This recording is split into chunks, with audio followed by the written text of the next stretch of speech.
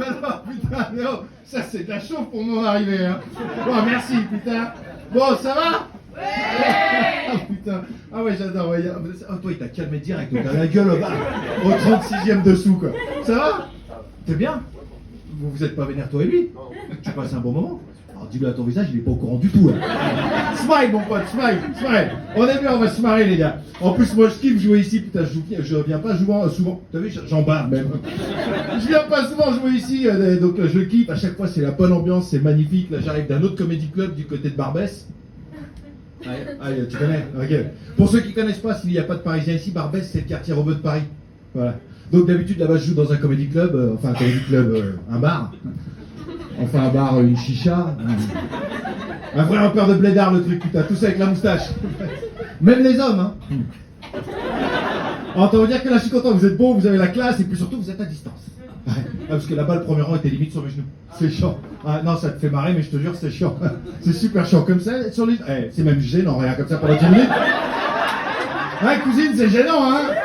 T'imagines? Bonsoir, madame, ça va?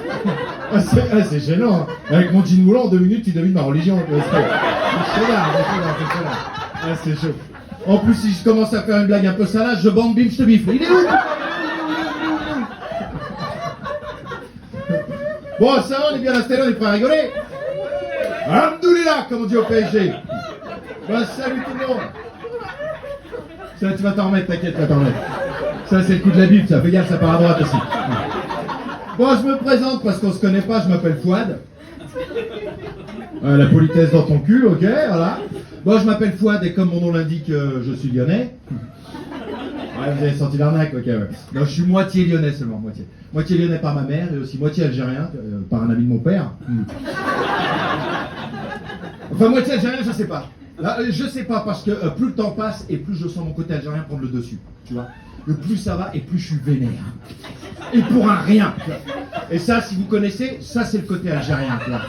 L'Algérien, c'est pas un mec au sang-froid. C'est pas un individu que tu trouves au pied d'un arbre en train de méditer comme ça. Non, tu le trouves à n'importe quel moment de la journée, il est... Et là, il dort, tu vois.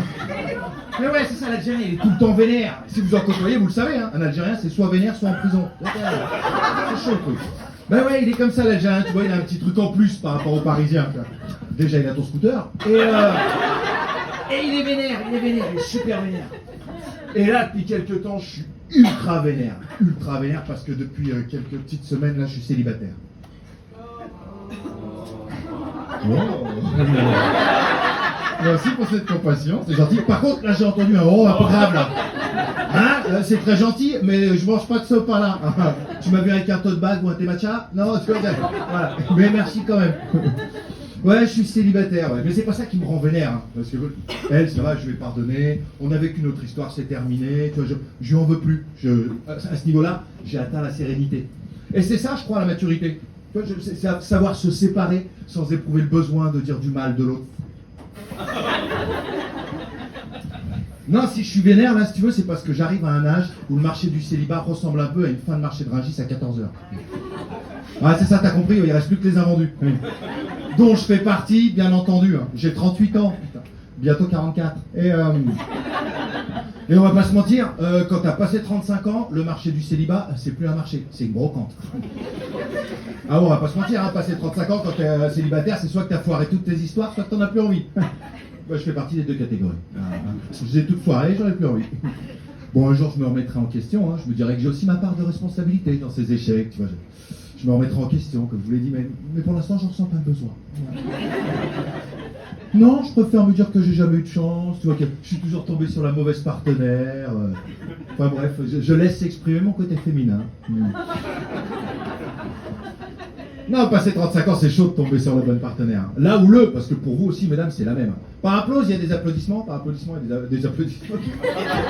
Par applaudissements, on a des célibataires ce soir. Par applaudissements, il y a des...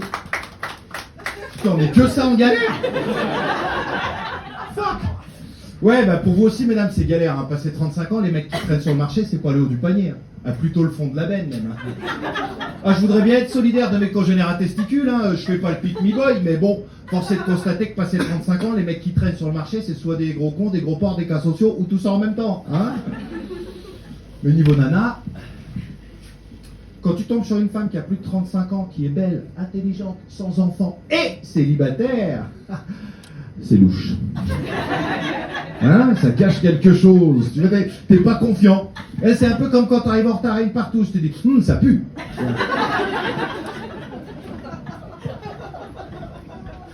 Du coup, en attendant, je date.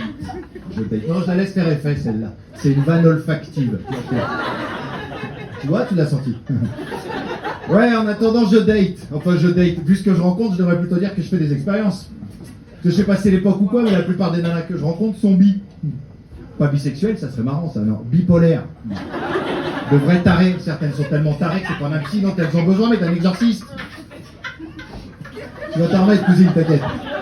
La dernière en date, ça se passait très bien, mais au bout de 3 semaines, elle a trouvé que ça manquait d'étincelles entre nous. Putain, elle a acheté un taser. Au bout d'un moment, pour être tranquille, j'avais pensé m'inscrire sur les applis, sur Tinder, pour être plus tranquille, tu vois. Tinder, oui. Bien sûr, oui, forcément. Je voulais m'inscrire, mais je me suis dit, attends, oh mec, t'es comédien, tu t'inscris sur Tinder, si jamais on te reconnaît, ça craint, quoi, tu vois. Et puis j'ai réfléchi. Il y en a qui me connaissaient ce soir, on veut dire. Voilà. Donc je me suis inscrit sur Tinder. Et c'est comme ça que sur l'appli, vous pouvez me retrouver au nom d'Enzo. Oui, parce que les cheveux en arrière, il paraît que je fais très sicilien comme ça. Ouais, bon, de profil, on est plus sur du sicilien, on est d'accord, hein. Mais le virtuel, c'est pas ma carte, t'as un sourire magnifique. C'est ton copain? Oh merde. Alors, la scène, c'est le meilleur moyen pour pécho, alors je tente parfois. Je lance des hameçons par-ci, par-là. Là, ça a pas mordu. Enfin, si ça a mordu, il le sait pas. Mais non, mais le virtuel...